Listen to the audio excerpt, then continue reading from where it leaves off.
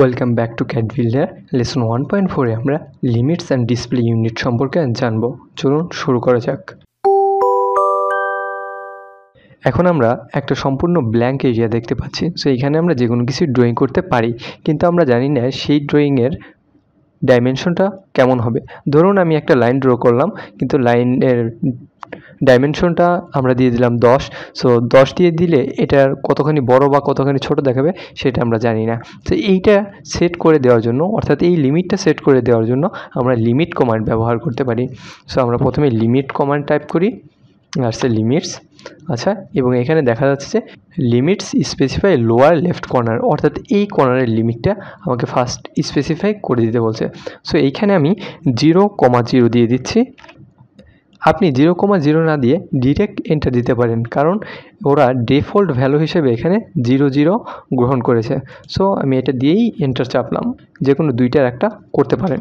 আচ্ছা, এরপর দেখা যাচ্ছে স্পেসিফাই আপার রাইট কর্নার, অর্থাৎ এই যে কর্নারটা এটা হলো আপার রাইট কর্নার। সো ওরা একটা রেশিও মেনটেন করে যে এই ওয়াইডটা কত হবে এবং এই লেন্থটা কত হবে। সো এখানে ওরা ডিফল্ট একটা ভ্যালু দিছে, অর্থাৎ 12,9, অর্থাৎ এই পাশ থেকে এই পর্যন্ত দূরত্বটা 12 এবং এইখান থেকে এই পর্যন্ত দূরত্বটা হলে 9। সো আমি আমার মতো একটা ভ্যালু দিচ্ছি 100,60 এবং আমি এন্টার করে দিলাম। আচ্ছা, তাহলে আমার লিমিটটা সেট হয়েছে। এবং এই সেটিংটা অ্যাপ্লাই করার জন্য আমি জুম কমান্ড ব্যবহার করি। প্রথম জুম যে লেখে জুম করি এবং এ লেখে অল সেট করে দিই। আচ্ছা, তাহলে জুম হল হয়ে গেছে। এখন এটা হয়েছে কি না সেটা চলুন আমরা চেক করি। এই জন্য আমি একটা লাইন কমান্ড নিই। লাইন কমান্ড নিয়ে এই নিচ থেকে, এই মোটামুটি নিচ থেকে আমি লাইনটা শুরু করি এবং এই দিক বরাবর আমি লাইনটা ড্র করি 60 ইউনিট। আচ্ছা, 60 ইউনিট করে এন্টার করে দিই। এখন তাহলে দেখা যাচ্ছে যে এই যে সম্পূর্ণ লাইনটা, এটার দৈর্ঘ্য হচ্ছে 60 ইউনিট।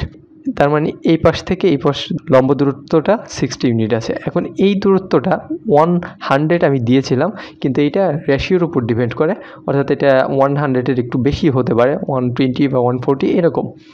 আচ্ছা, তাহলে এটা হয়ে গেল, আমার লিমিট অ্যাপ্লাই হয়েছে, আমি চেক করলাম। এবার হলো আমাদের ইউনিট সেট করতে হবে। ইউনিট সেট করার জন্য প্রথমেই আমাকে ইউনিট প্যানেলটা আনতে হবে।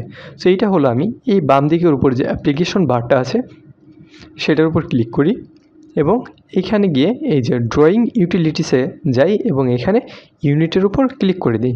তাহলেই ইউনিট প্যানেলটা আমার সামনে চলে আসবে। আচ্ছা, আরেকভাবেও আমরা এটা আনতে পারি, সেটা হলো ডিরেক্ট আমি ইউনিট নেই, অর্থাৎ এই যে ইউনিটস কমান্ডটা আছে সেটার উপর ক্লিক করে দিই, তাহলে আমার এই প্যানেলটা চলে আসবে। তাহলে এইখান থেকে অটোক্যাডের যে ডাইমেনশনে যে ইউনিটটা শো করবে সেটা এখান থেকে আমরা সেট করে দিতে পারি। অর্থাৎ এখানে দেখেন আর্কিটেকচারাল, ডেসিমাল, ইঞ্জিনিয়ারিং, ফ্র্যাকশনাল এবং সায়েন্টিফিক, এই 5টা ইউনিট ব্যবহার করা যাবে। আচ্ছা, আমি ডেসিমাল ইউজ করছি। প্রিসিশন হলো আমি দশমিকের পর কত ঘর পর্যন্ত নিতে যাচ্ছি।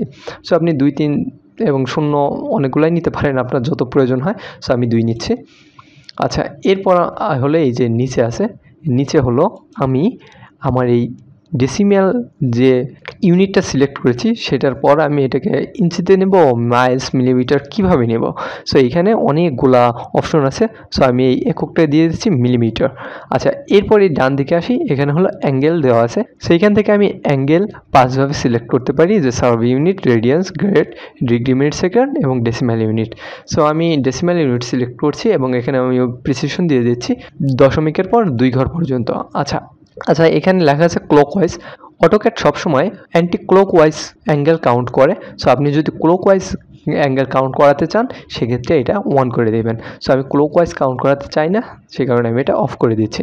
আচ্ছা, আর এখানে আমরা যেই ধরনের ইউনিট সিলেক্ট করব সেটার একটা স্যাম্পল আউটপুট এখানে দেখাবে। আচ্ছা, এরপর আমরা হলো ওকে দিয়ে দিব।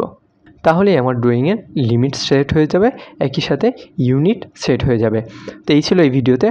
পরবর্তী ভিডিওতে আমরা দেখব এই সেটিংটাকে কিভাবে একটা টেমপ্লেট ফাইল হিসেবে সেভ করা যায়।